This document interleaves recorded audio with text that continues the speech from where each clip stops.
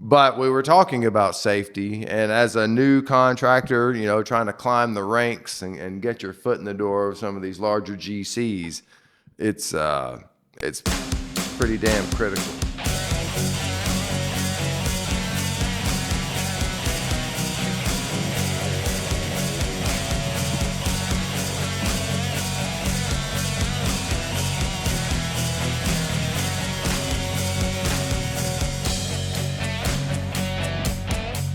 And cut. No, I'm just kidding. What is going on, guys? Chris Work here from Profit Dig, here with my partner, Jeff Spencer. Jeff, what is cooking? Oh, not much, just watching it rain. That's it for today in Middle Tennessee. Yeah, but welcome to the Profit Dig Construction Show. Subscribe to the channel, like the videos, leave us some comments, let us know what you want to talk about.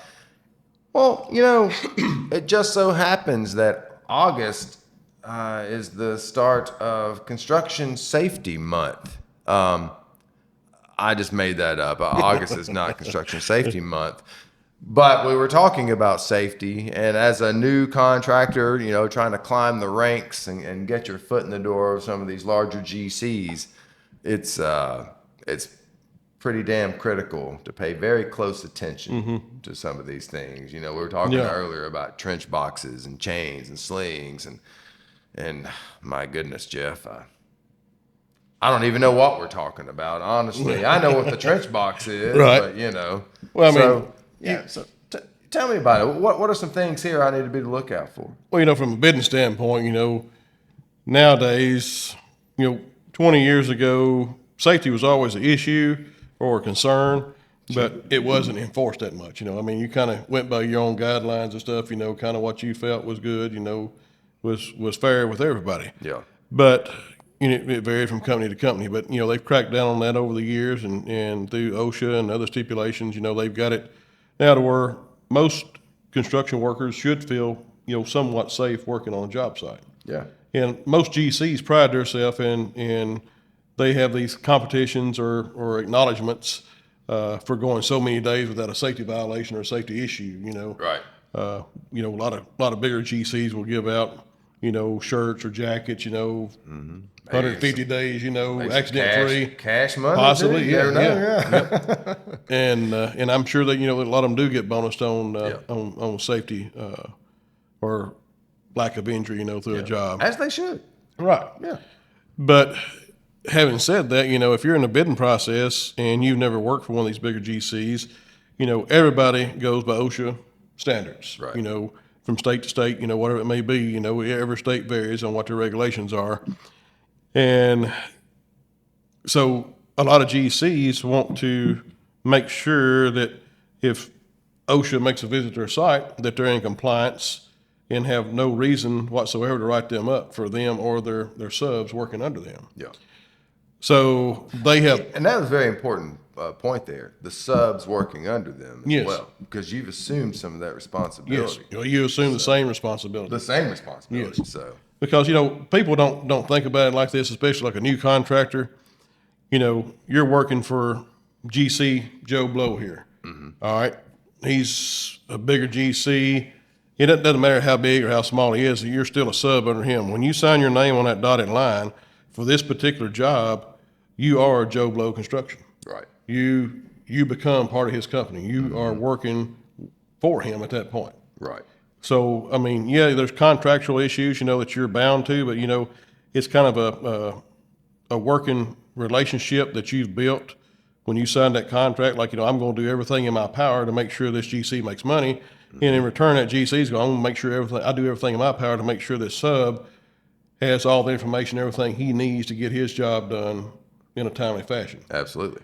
But having said that, every GC, for the most part, has a safety program nowadays. Okay. So if you're not accustomed to a safety program or going through one, you've got certain guidelines you got to abide by for OSHA, but you also got to abide by the GC you're working for's guidelines. So they can set their own requirements. Yes. or level of standard. Yes, a lot of them will try to go 1, 2, and maybe even 3 steps above what OSHA requires. Oh, wow. Yeah, because they want to have the safest job site, and they want to be recognized for that. That helps, bring in new work. When you have record of safe job sites, completed job sites over a period of time with minimum injury or minimum, property damage or anything else. And also working well in like a downtown area, working well with your neighbors, your other businesses, so that goes a long way. Sure. So if you have never done that or been involved in that, you're probably going to have to send 1 or 2 crews, however many crews you've got allocated for this project. They're going to go sit down in an office trailer or in their office and go through a job site specific training for that GC. Sometimes they're an hour or 2, sometimes they may take, 4 or 5 hours.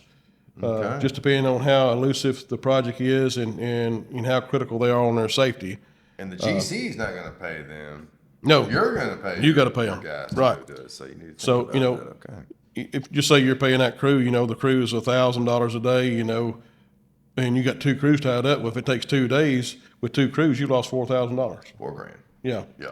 And so, you've got to be able to accommodate that, somewhere in your scope of work. So, we try to put it in on our bid up front Yeah. to try to, I cover it under miscellaneous and safety, somewhere, with one of the 2. But I always try to cover it, one way or the other. If it's, if your scope is $1 million+ dollars, you can probably absorb that $4,000 pretty easy. Sure. But if you've got $100,000 or less, that $4,000, that comes off your bottom line, so it's going to hurt. Yep. Yeah, that's coming out of your pocket Right. at that point. Yes, and it doesn't matter how small your scope of work is, you still got to go through the same safety training program as the guy with the biggest amount of work. Right. Right.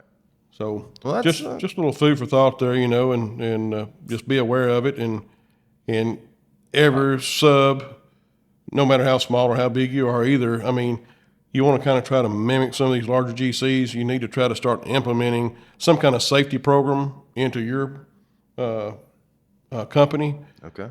and build on that as you build your company. As you get bigger, you can grow your safety program and maybe a little more prepared or a little further ahead, when it comes time to bid that next project. Jeff, sounds like great advice. Yes, sir. And so pay close attention to that section of the contract where when we're discussing safety. They can end up costing you big if you're not prepared for it. So just keep an eye out. Jeff, thank you as always. Yeah, Chris, enjoyed it, bud.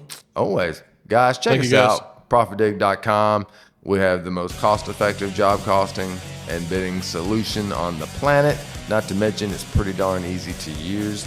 Subscribe to the channel, like the videos, leave us some comments, let us know what you want to talk about, and we'll see you soon. See you. Out.